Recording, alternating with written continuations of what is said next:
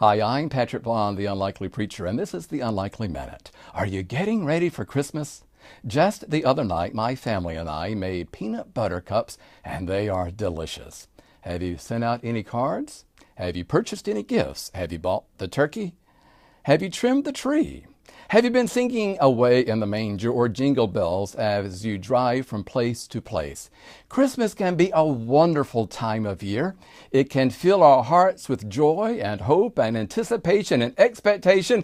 But then we get word out of Pakistan that in the village of Peshawar, over 100 children are ruthlessly executed by terrorists. And if you are anything like me, you want to raise your hands and your fists up to God and ask, what kind of world have you created? How can you allow the execution of innocent boys and girls? What kind of world? It's the same kind of world into which Jesus himself was born. When Jesus was very young, Herod became enraged at the wise men for tricking him, and he was filled with jealousy and fear that this newborn king could be a threat to him.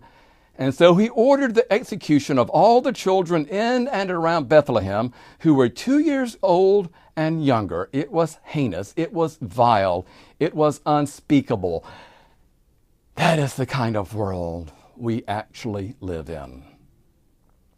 A world that sometimes is so dark and ominous that children are killed. A world in which the political powers can be so threatened that they lash out at the innocent. It's the same kind of world into which Jesus was born, and it is this world that Jesus comes to us again and again and again. As we walk together on this journey towards Bethlehem, we can take some time to lament and cry and raise our fists up to God. God welcomes that and invites that from us. For God too is fed up with the violence and the despair and the darkness of the world. And that is why God sends Jesus to us. For as unlikely as it sounds, God will not abandon us. God will come to us as a child who himself is so vulnerable, who cries, who is weak.